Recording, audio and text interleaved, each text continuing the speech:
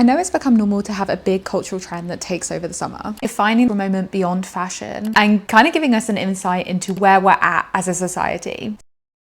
So far this year, we haven't really had an overt trend emerge as the thing of 2026. And that's because I think this year's trend is a little more subtle. I've done the research and I'm here to propose 2026 as the anti-polyester girl summer, a culmination of months of discussions about toxic activewear, trend fatigue, and declining fashion quality, all adding up into what I think is a peak anti-polyester sentiment. This summer is not about the style of clothes we're wearing, it's about what they're made from. And I think it's directly or indirectly impacted every trend we've had these past couple of months. I want to break down why everyone is suddenly anti-polyester above all else, why we're being drawn to this way of thinking beyond TikTok romanticization and chronically online takes, and how fashion is now dealing with everyone hating its favorite material, including the major rebranding, the lawsuits, and justifying polyester usage in the comments to angry consumers. Let's get into it.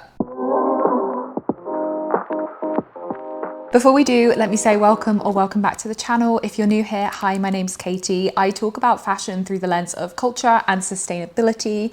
If that sounds good to you, then make sure you're subscribed to the channel, you're following me on other social media. And let me say thank you so much to the sponsor of today's video, Indyx, who I'll be telling you about in a bit. Okay, let me give you the context for this trend first. We have to talk about what's changed here, because we've gone from being largely apathetic about what our clothes are made out of to it being one of the first things we check before we buy something. Peak micro trend, TikTok trend era had polyester exploding as fashion's biggest material, and that didn't really seem to concern anyone at the time. But now, polyester has become a dirty word in fashion. People use 100% polyester as an insult, and the material has been given so many different meanings and definitions online that we kind of need to break that down. Wearing polyester is now synonymous with being unhealthy. Recently, there's been a lot of talk about polyester and PFAS, or forever chemical concerns, alongside other concerns like BPA chemicals, which are known as hormone disruptors. And given the amount of heat waves happening across the globe this summer, it's no surprise people are complaining polyester is unbreathable and that having plastic on our skin in this heat can't be good for us. All of this has resulted in videos reframing polyester as a health issue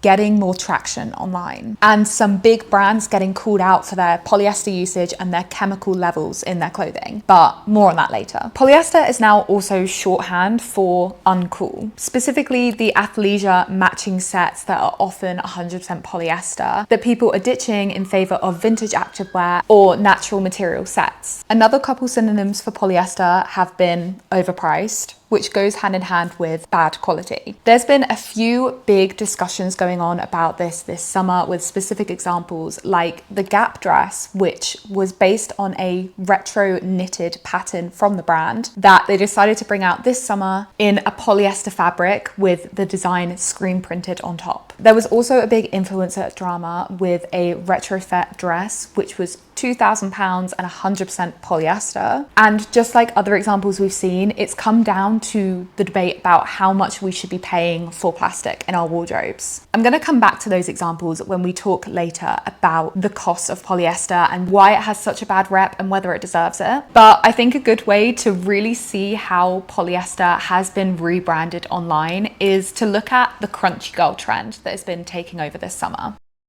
Now, you might not know who the crunchy girl is, and I wouldn't blame you. They are a mostly natural person, according to people online. Very health conscious, they check ingredients and materials, they're anti-plastic in their homeware, their food, their lifestyles, and now they're anti-polyester. Before this big rebrand, most discussions around polyester would happen in sustainability circles online. People were talking about how damaging the material is for the environment, how brands should stop using it if they want to make their sustainability commitments. But with this rebrand, it seems like the environmental concerns behind polyester have almost been completely disregarded, or, you know, an afterthought of an afterthought. In the comment sections of Crunchy Girl videos, I saw that people are quick to point out that crunchy doesn't mean sustainable, even though there's a lot of overlap between the behaviors. And I think it's interesting that the anti-polyester sentiment really struggled when it was about the planet's health, but now it's being reframed as a personal issue people are so quick to jump on board. Anyway, it's clear TikTok is on an anti-polyester warpath, with people instantly ready to declare something overpriced if it's even 5% plastic. And I really want to spend some time breaking down these definitions of polyester that TikTok has created and separating them between truth and narrative. But before we do, I think we need to talk about how the anti-polyester trend has hugely impacted fashion, just so we understand the consequences. For one thing, the debates around polyester online and the increased scrutiny around it mean that this topic is coming up all the time, not even just in TikToks directly talking about polyester, but popping up in people's outfit of the day video comments or on a brand's page when they introduce a new product, especially when the topic turns to pricing of something. Like I said, some big brands have been called out for their forever chemicals and their hormone disrupting chemical amounts in their clothing, and Lululemon and Aloe Yoga are two of the biggest names caught up in lawsuits. And what's interesting is people seem to really be paying attention to this, whereas before it might have just been something the industry talked about. And comment sections of these brands' pages are being flooded by people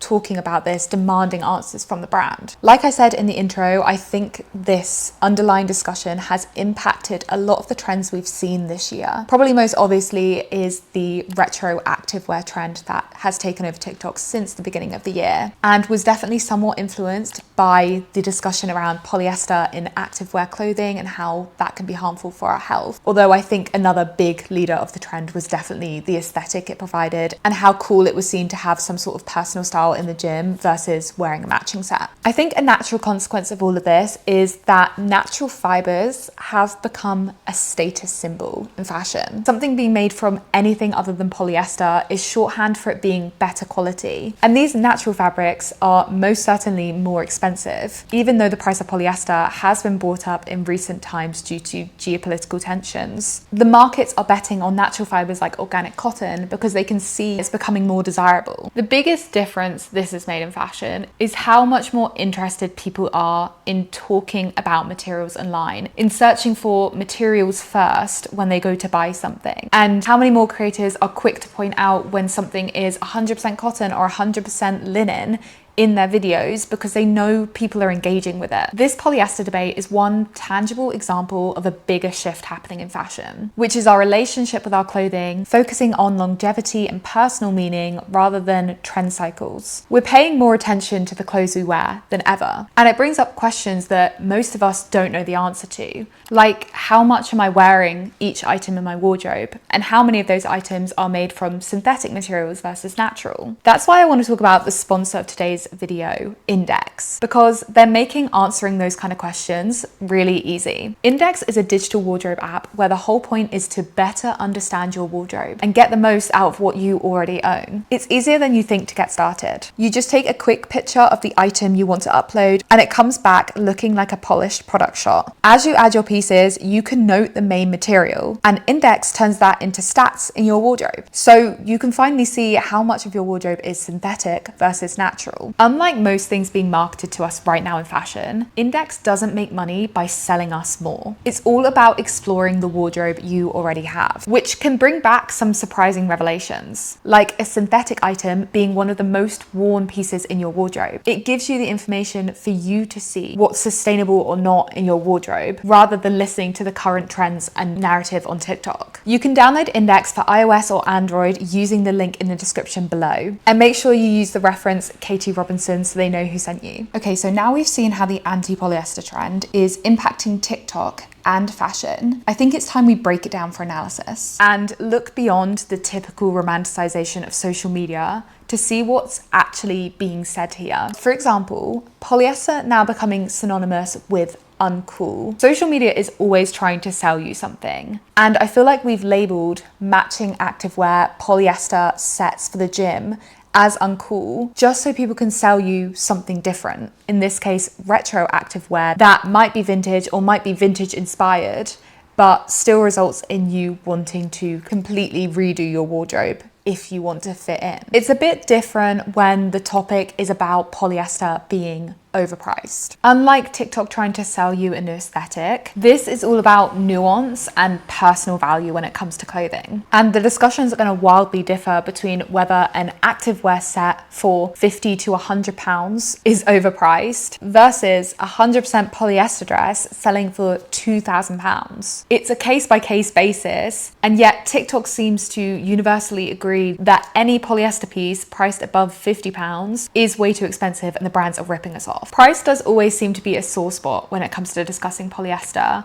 And I think a lot of it is due to big fast fashion players like Shein bringing down our expectations about what fashion should cost so low that we have no idea about what the true cost of things should be. You can't have a blanket statement saying that polyester above a certain amount is a ripoff. And it's all so dependent on the next debate about polyester, which is that it's bad quality. The idea of polyester being overpriced or the right price all depends on the quality of the material. People are quick to point out that there are different kinds of polyester, and the polyester Shein is using is probably not the same as higher end brands who are using the fabric for things like the properties it can bring. But the problem is brands are not disclosing what kind of polyester they're using or how they're using it in their designs. So our assumption is that all brands are using the same Shein quality material and getting a massive margin on it. Without that nuanced debate going on in fashion, without that information as consumers, it's so much easier for us to read a clothing label, see 100% polyester,